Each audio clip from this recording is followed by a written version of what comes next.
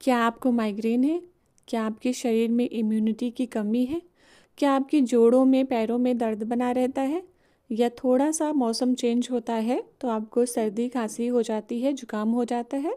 तो आप सब के लिए लेकर आई हूँ मैं आज ऐसी रेसिपी जो इन सब में आपके लिए फ़ायदेमंद होगी। तो चलिए दोस्तों, आज मैं लेकर आई हूँ अलसी की एक ऐसी रेसिपी जो आपको इम्यूनिटी भी देगी, आपके माइग्रेन को कम करेगी और आपके थकान को भी कम करेगी।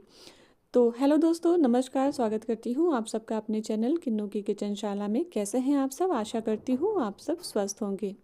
तो यहाँ पे मैंने एक कढ़ाई ली है, कढ़ाई को डाल दिया है गैस के ऊपर और अच्छी खासी गर्म कर ली थी। अब इसमें मैंने अलसी डाला है। इस अलसी को मैंने अच्छी तरह से धुल लिया था, धूप दिखा दिया था ताकि इसके स्टार्च वगैरह निकल जाए। और अब इसे 5 से 7 मिनट, जब भी इसमें पट पट की आवाज़ आनी शुरू हो जाएगी तब हम इसे उतार देंगे। बहुत ज़्यादा इसको नहीं भूनना है वरना ये बहुत ज़्यादा जो है मतलब कड़वी सी लगेगी। तो हल्का सा ही भुनना है, बस पट पट की आवाज़ होने लगे तभी इसको हमें उतार देना है। और ये लड्डू आपके लिए बहुत ज़्यादा फ़ायदेमंद होते हैं। मतलब हमारे यहाँ इसको सठौरा बोला जाता है, आपके यहाँ क्या बोला जाता है कमेंट में ज़रूर बताइएगा। तो यहाँ पे अलसी सारी हमारी भुन गई, उसको मैंने निकाल दिया, ठंडा होने के लिए रख दिया है। अब कढ़ाई में लिया है 1 चम्मच शुद्ध देसी घी और हम यहाँ पे डाल रहे हैं 200 ग्राम तक बादाम, 200 ग्राम तक काजू और 200 ग्राम तक हम यहाँ पे नारियल डाल रहे हैं। तो इसको मैंने बारीक काट लिया है। अब इस सबको डाल के हल्का सा फ्राई कर लेंगे। हल्का सा भूनना है, बहुत ज़्यादा इसको नहीं भूनना है। तो आप जितना मेवा डालना चाहें आप उतना मेवा डाल सकते हैं। अब हम यहाँ पर छुहारा ले रहे हैं। मैंने छुहारे की बीज और उसके जो फूल होते हैं वो निकाल करके इसे मिक्सी में दरदरा पीस लिया था। अब इसे छुहारे को भी इसमें हम लगभग 250 ग्राम तक छुहारा भी हम इसमें डाल देंगे। तो थोड़ा थोड़ा करके मैंने इसको लगभग 200-250 ग्राम तक मैंने छुहारा डाल दिया है। तो मेवे की मात्रा आप अपना पंचमेवा अपने हिसाब से डाल सकते हैं। तो यहाँ पे अच्छी तरह से इसको भून लेना है, बहुत ज़्यादा नहीं भूनना है और ना ही इसको कच्चा रखना है। तो हल्का सा इसको भून लेना है ताकि इसमें से खुशबू अच्छी सी उठने लगे। और ये लड्डू ना बहुत ज़्यादा फ़ायदेमंद होता है। तो हम यहाँ पे इसको डाल देते हैं उसी बर्तन में जिस बर्तन में हमको लड्डू के सारे मिक्सचर डाल के बनाने हैं। और टिश्यू पेपर से अच्छी तरह से कढ़ाई एक बार साफ़ कर लेंगे, क्योंकि इसमें छुहारे के जो बूरे होते हैं वो लग गए थे। तो अब हम इसमें दोबारा से 1 चम्मच घी डालेंगे, लगभग 2 चम्मच तक डालेंगे। और अब हम इसमें गोंद को फ्राई करेंगे, क्योंकि गोंद ना बहुत ज़्यादा फ़ायदेमंद होता है। तो गोंद और अगर आपके पास सौंठ, अगर आप सौंठ खाना पसंद करते हैं तो इसमें सौंठ के पाउडर भी डाल सकते हैं या सौंठ को कूट के भी डाल सकते हैं। तो क्योंकि सौंठ मुझे थोड़ा सा कम जचती है इसलिए मैं नहीं डाल रही हूँ, लेकिन हाँ सौंठ ज़रूर डालिएगा क्योंकि सौंठ काफ़ी फ़ायदेमंद होती है। तो मैंने यहाँ पे गोंद को फ्राई कर लिया है। अब गोंद को हम निकाल लेंगे। तो मैंने लगभग 50 से 100 ग्राम तक गोंद को फ्राई किया है। आप जितनी मात्रा हो उतनी डाल सकते हैं, लेकिन बहुत ज़्यादा गोंद डालने की ज़रूरत इसमें नहीं होती है। अब गोंद को साइड में रख लेंगे ठंडा होने के लिए। थोड़ा सा घी इसमें हम और डाल देते हैं। तो लगभग 1 चम्मच तक घी पहले बचा हुआ था, 1 चम्मच मैंने और डाल दिया है। गैस को ऑन कर लेते हैं और अब हम इसमें डालेंगे आटा। तो मैंने यहाँ पे लिया है 3 कटोरी गेहूं का आटा। तो अच्छी तरह से चाल लिया था।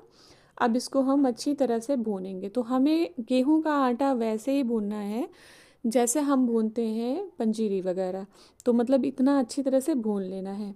तो पहले इसको आटे को और जो देसी घी हमने डाल रखा है उस देसी घी को अच्छी तरह से मिला देना है, क्योंकि अगर गुलठियाँ रहेंगी ना तो इस समय आप गैस को ऑफ कर लीजिए।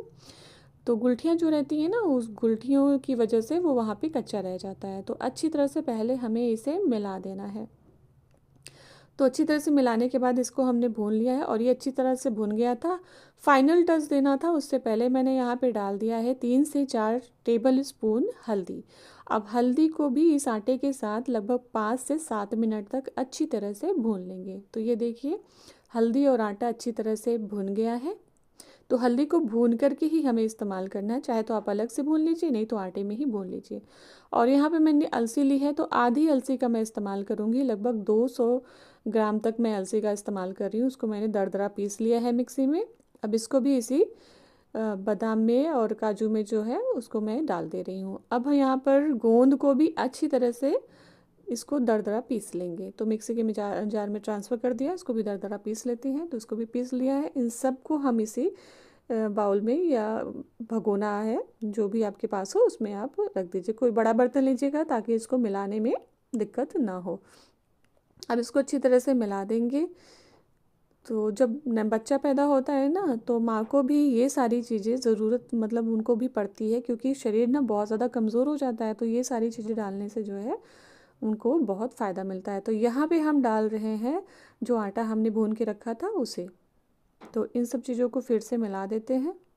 आप चाहे तो किशमिश भी डाल सकते हैं, लेकिन मैंने किशमिश और मखाना 2 चीज़ें इसे यहाँ पर नहीं डाली है, ना तो चिरौंजी डाली है, क्योंकि मेरे यहाँ ना ये तीन मेवे बहुत ज़्यादा मतलब पसंद किए जाते हैं। तो मैंने 3 मेवे ही डाले हैं। अब यहाँ पे मैंने डाल दिया है 4 से 5 कटोरी, मुझे चाहिए था तो मैंने 4 कटोरी तक यहाँ पे गुड़ लिया है। यानी कि 3 कटोरी आटा था और लगभग 3 से 4 कटोरी तो ये सारी चीज़ें हो गई, मेवे वगैरह। और मैंने यहाँ से 5 से 6 भेली, मेरे यहाँ गुड़ की जो लड्डू होते हैं उसको भेली बोलते हैं, तो 5 से 6 भेली तक मैंने गुड़ लिया है, जो कि अगर मेज़रमेंट करें तो 3 से 4 कटोरी तक आया है। और यहाँ पे उसी गुड़ को पिघला रहे हैं। उसी में हमने डाल दिया है 2 से 3 चम्मच टेबल स्पून देसी घी। घी आप अपनी मात्रा के अनुसार डाल सकते हैं, लेकिन अभी हमें और घी लगेगा।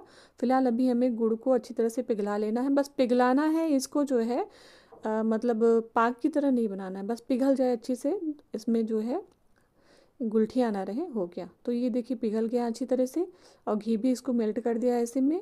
अब इसको गरम गरम ही इसमें डाल देना है। तो अब मैं इसको गरम गरम ही आटे में डाल दे रही हूँ। तो थोड़ा थोड़ा करके डालूंगी और मिलाती जाऊंगी।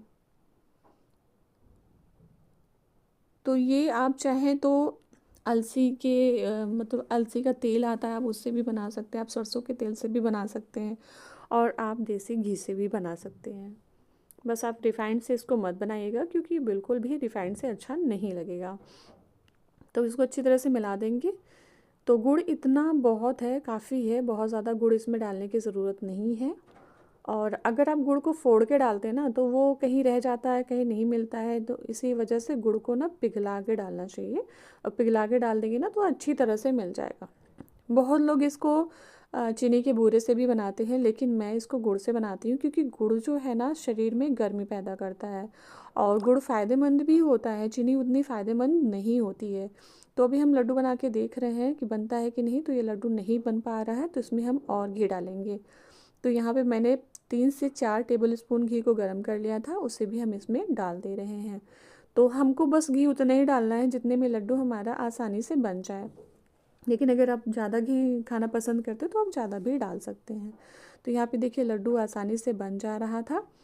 और ये इतना हमें मतलब इतने मिक्सचर में हमको लगभग 300 ग्राम तक घी लगा हुआ है। तो अब लड्डू बना के रख देंगे अच्छी तरह से। और ये लड्डू ना बहुत ज़्यादा फ़ायदेमंद होता है। अगर आज की रेसिपी आप सबको पसंद आई हो तो मेरे चैनल को सब्सक्राइब कर दीजिएगा, वीडियो को लाइक शेयर कमेंट ज़रूर करिएगा।